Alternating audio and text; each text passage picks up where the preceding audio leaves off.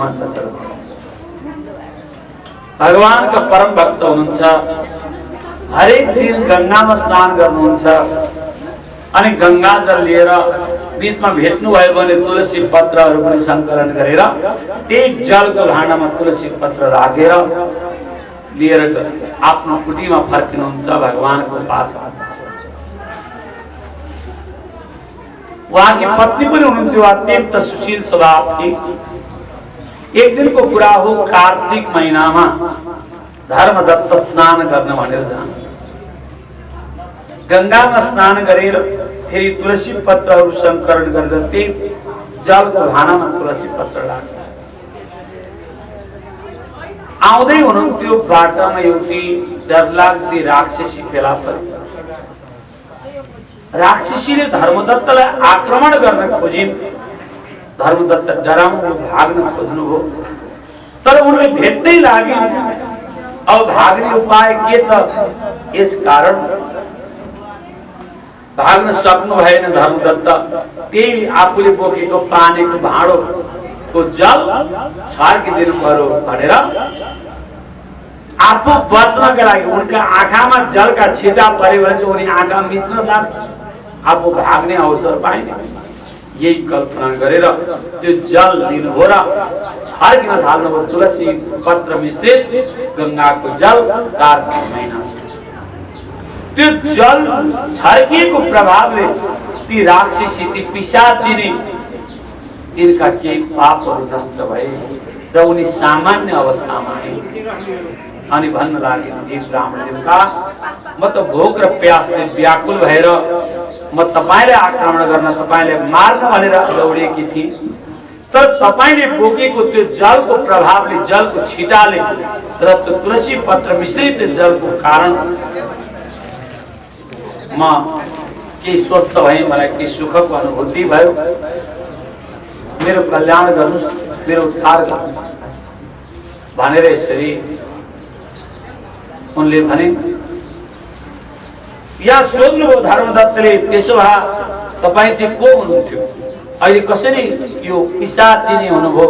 बताउनुहोस् न कारण भनेर यसरी सोध्नुभयो धर्मदत्तले।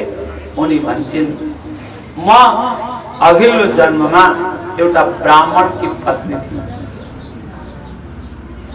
ब्राह्मण की पत्नी थी, तर मेरा पति साह्रै धार्मिक हुनुहुन्थ्यो, तर दरिद्र हुनुहुन्थ्यो, सम्पत्ति थिए। मेरा दिदी बहिनीहरू सम्पन्न थिए, त्यसैले मेरो पतिलाई सम्पत्ति आर्जन गर्नु भनेर धेरै पटक भने। उहाँले सम्पत्ति आर्जन गर्न सक्नु भएन। यसकारण मेरा पतिले सम्पत्ति आर्जन गर्न सक्नु भएन, मलाई जुहारातहरू किन्दिन सक्नु भएन, वस्त्रहरू किन्दिन सक्नु भएन। यसकारण म दुखी भएँ र मैले प्रतिज्ञा गरेँ, मेरो पतिले अराएको काम उल्टो मात्रै गर्नेछु म भन्ने प्रतिज्ञा गरेर पतिले जे अराउनुहुन्छ त्यसको विपरीत मात्र काम गर्न लाग्यो। यसो गर्दै गर्दै गृहस्थी चलिरह्यो। मेरा पति धार्मिक भएको हुनाले मलाई त्याग्नु भएन। मैले उहाँले अराएको विपरीत गरे तापनि समय बित्दै गयो। एक दिनको कुरा हो, श्राद्धको दिन आएछ। त्यो श्राद्धको दिन अब के गर्नु? ब्राह्मणले साथीभाइसँग सल्लाह गर्नुभएछ, मेरी पत्नी मैले जे अराउँछु त्यसको विपरीत मात्रै गर्छिन्। अब पिताजीको श्राद्ध छ, केही दिनपछि के गरौँ भनेर सोध्दा साथीहरूले सल्लाह दिनुभएछ, सजिलै रहेछ, जे अरायो उल्टो गर्छिन् भने तपाईले चाहिँ उल्टो अराउनुहोस् न त, उल्टो काम भइहाल्यो भन्ने सल्लाह दिए ती साथीहरूले। हो त भनेर ब्राह्मण घरमा आउनुभयो। पर्सिको दिन श्राद्ध घरमा छैन, श्राद्ध गर्नु पर्दैन भन्ने बित्तिकै किन पर्दैन, पर्छ नि श्राद्ध गर्नु भन्न थाले। ब्राह्मणहरू पनि बोलाउनु पर्दैन, इष्टमित्र पनि बोलाउनु पर्दैन, चेलीबेटीहरू भाना भान्जालाई पनि बोलाउनु पर्दैन, केही मिठो परिकार बनाउनु पनि पर्दैन, श्राद्धको तयारी पनि गर्नु पर्दैन। भनेको पर्छ, किन पर्दैन, सबलाई बोलाउनु पर्छ भने नभन्दै बोलाउनु थाले। फटाफट सब निमन्त्रणा पनि भयो, श्राद्धको दिन पनि भोलि भविष्य छैन भनेर छ भविष्य किन छैन भने काम त सुल्टो भयो, आरामदा उल्टो। श्राद्धको दिन भयो, श्राद्धमा सबै तयारी पनि भयो, पिण्ड बनाउनु पर्दैन भन्दा उनले बनाइन् पनि, पिण्ड मेरो हातमा दिनु पर्दैन भन्दा दिन पनि, श्राद्ध त उल्टो व्यवहारले सिद्ध। तर जब पिण्ड सेलाउनु पर्ने बेला हो, यो लगेर बिस्टामा या फोहोरमा लगेर फ्याँक कसरी ब्राह्मणको मुक्त लागेन त्यसो त्यसले ब्राह्मणले यो पिण्ड लगेर सफा ठाउँमा यसलाई विसर्जन गर भनेर भन्नुभएको त उनले लगेर धेरै धेरै फोहोर मैलो भएको ठाउँमा लगेर फ्याँक। ब्राह्मण बडो दुखी हुनुभयो, ब्राह्मण साह्रै दुखी हुनुभयो। दिन बित्दै गयो, केही दिनपछि तीर्थ यात्रामा जानु पर्ने भयो।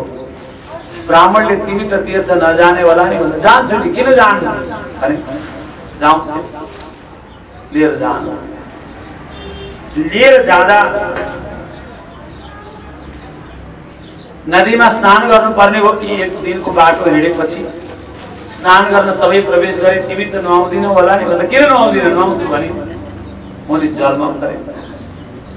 ब्राह्मणलाई दया लाग्यो, हेर तिमी जल अलि उता गहिरो छ है, गहिरोतिर नजाऊ, डुब्छौ नि, नदीले बगाऊ, किन जान्न म, उल्टो गर्छिन् नि, गइहाल्छु उतै गहिरोतिर गए, तिमीलाई बगाउन सक्छ, नजाऊ त्यता, किन जान्न, जान्छु भन्न थाल्यो।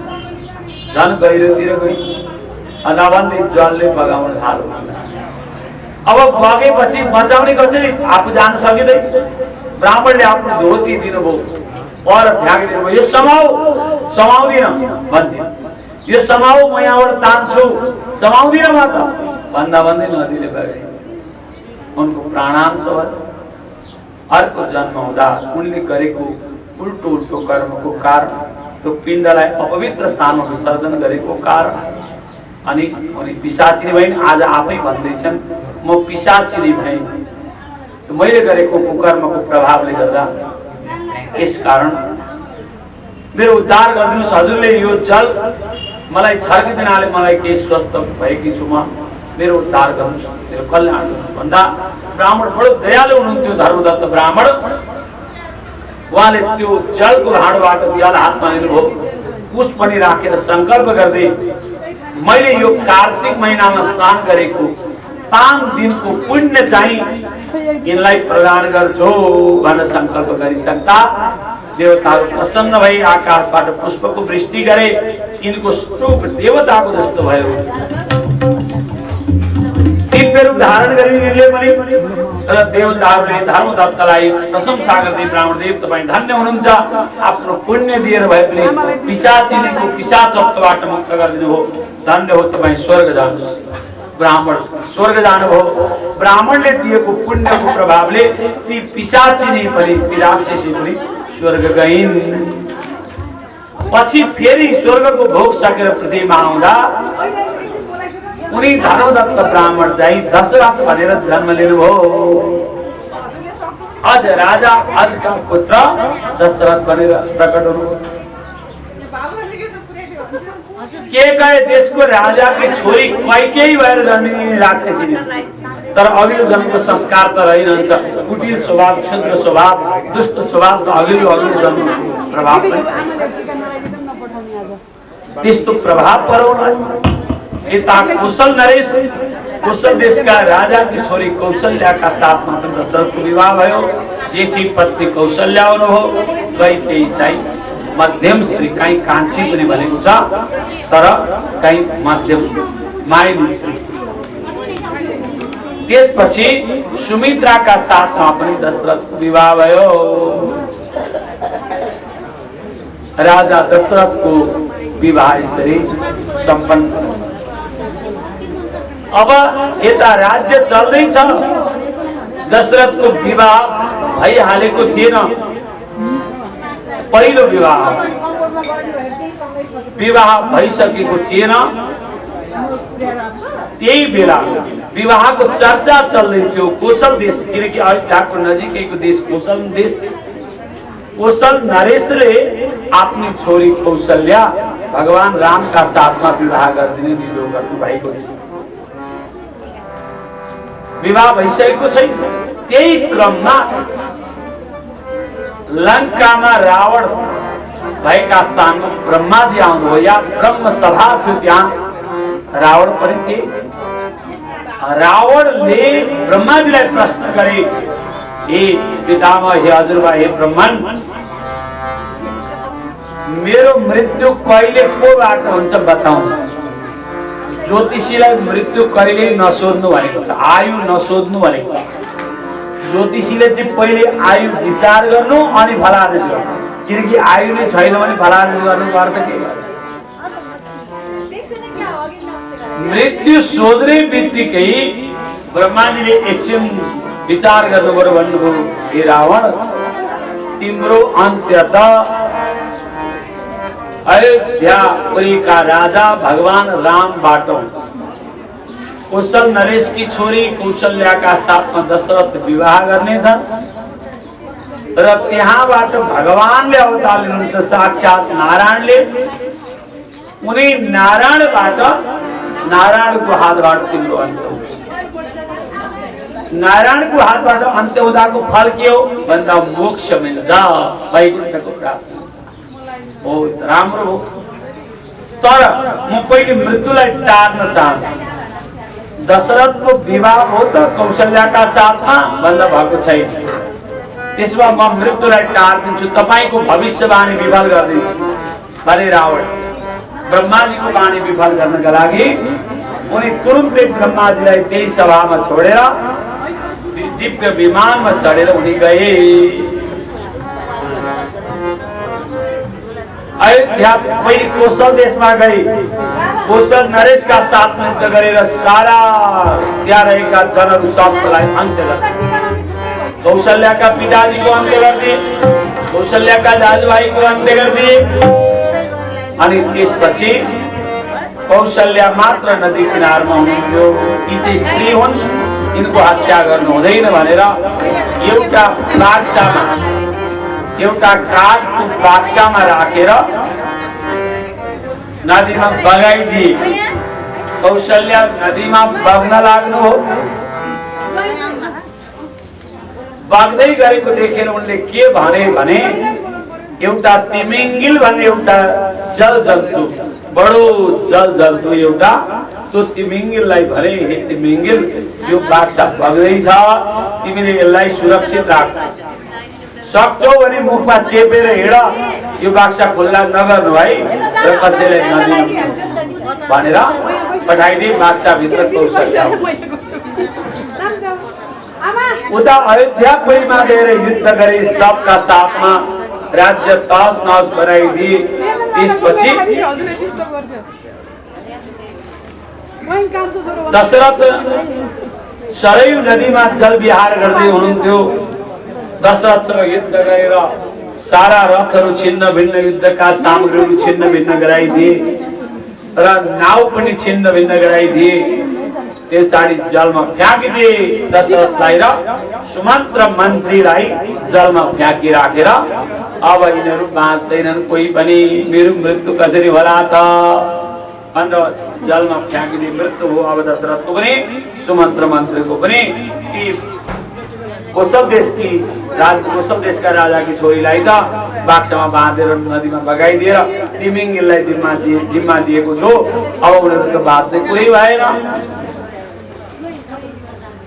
यसका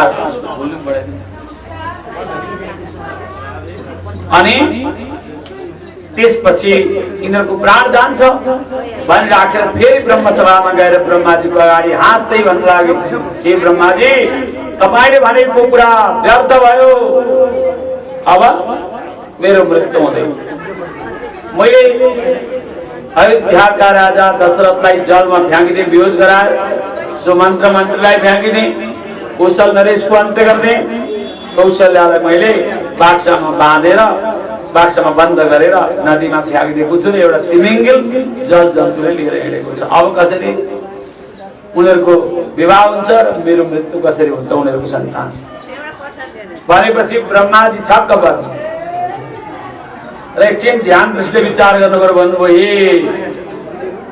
रावण, अहिले भर्खरै गान्धर्व विधिले दशरथको त कौशल्यासँग बिहे भइछ भन्दिन कसरी त्यस्तो हो बताउनुस् भन्दा ब्रह्माजी भन्नुहुन्छ तिमीले बाक्सामा राखेर बन्द गरिदिएर जलमा बगाउँदै तिमिङ्गिललाई भनेका थियौ नि कि बालिकालाई यो भित्र थुनेको छु लिएर हिँड्नु काहीँ नछोड्नु भनेको छु एक दिन मृत्यु हुन्छ भनेको छु र दशरथलाई जलमा तिमीले डुबाइदियौ भयो के दशरथ होसमा आउनुभयो सुमन्त्र मन्त्री पनि होसमा आउनुभयो र नदी तर्दै तर्दै नदीको किनारमा पुग्दै एउटा बाक्सा देख्नुभयो त्यो तिमिङ्गिलले पनि बाक्सा कहाँ बोकिरहन्छ खानु पर्यो नि उसले पनि मुखमा बाक्सा चेपेर हिँडिरहँदा कसले कसरी खाने त्यसैले उसले नदीको किनारमा बाक्सा राखेर ऊ खाने कुरा खोज्न हिँड्यो त्यही बेला यो नदी किनारमा बाक्सा कहाँबाट आयो भनेर राजा दशरथ र सुमन्त्र मन्त्री गएर बाक्सा उगाएर हेर्दा त भित्र कौशल्या छन् विवाह गर्ने चर्चा त चलेकै थियो कौशल्यासँग त्यसैले ती दशरथले पनि गान्धर्व विधिले कौशल्यासँग बिहे गरेर ती तीनैजना त्यही बाक्साभित्र बस्नु हो सुमन्त्र मन्त्री पनि दशरथ पनि कौशल्या पनि र बाक्सा बन्द गरिदिनु भयो भित्रै बसी बसी के थाहा भित्र को पस्यो को निस्क्यो थाहा छैन त्यही बाक्सा बोकेर उनी हिँडिरहेको छ नपत्याइदिन पठाऊ भनेपछि अचम्म लाग्यो रावणलाई र त्यो बाक्सा लिन पठाइदियो तिमिङ्गिललाई खबर गर्दै तिमिङ्गिलले बाक्सा पठाइदिए पठाएर ल्याएर बाक्सा ल्याएर हेर्दा त नभन्दै तीनजना हुनुहुन्छ यहाँ सुमन्त्र मन्त्री पनि दशरथ पनि कौशल्या पनि अब वही सिद्ध्याइन्छु भने तरवार निकाले रावणले कौशल्या र दशरथको अन्त्य गर्न लागेका थिए ब्रह्माले भन्नुभयो हे रावण केही दिन त आयु छ नि तिम्रो तिमी आयु किन छोट्याउन खोज्छौ अहिले नै तिमीले कौशल्या र दशरथको अन्त्य गर्न खोज्यौ भने भगवानले तुरुन्तै आवेश अवतार लिनुहुन्छ र तिम्रो अन्त्य गरिदिनुहुन्छ किन यसरी हतार गर्छौ बरु समयको प्रतीक्षा गर न भनेपछि रावणले त्यसो भए ठिक के गर्नु पर्यो मैले भन्दा अयोध्या पुर्याएर छोड्दियो रावण डरले दशरथलाई र कौशल्यालाई अयोध्या पुर्याइदिए र छोड्दियो यसरी दशरथको प्राण रक्षा भयो कौशल्याको पनि पछि विवाहको क्रम चल्यो उनी कैकेयी जो राक्षसी पिछाची स्वर्ग भोगेर आएकी थिइन् तिनी केकय नरेशकी छोरी थिइन् कैकेयीसँग बिहे भयो दशरथको र सुमित्रासँग विवाह तीनटी पत्नी भए तर धेरै दिन बितेको त्यो सन्तान थिएन के गर्ने भनेर गुरु वशिष्ठलाई सोद्धा पुत्रेष्टि यज्ञ गर्नुपर्छ भन्दिनु भयो नभन्दै पुत्रेष्टि यज्ञको आयोजना भयो यज्ञ गर्दै गर्दै यज्ञ सिद्धिएपछि यज्ञको पुरोडास यज्ञमा रहेको वस्तु त अभिमन्त्रण गरेर पहिले राजालाई सुँगन लगाउनु पर्ने अनि रानीलाई खान दिनु पर्ने थियो त्यसैले 3 भाग लगाउनु भयो त्यो चिजलाई कौशल्याका लागि कैकेयीका लागि र सुमित्राका लागि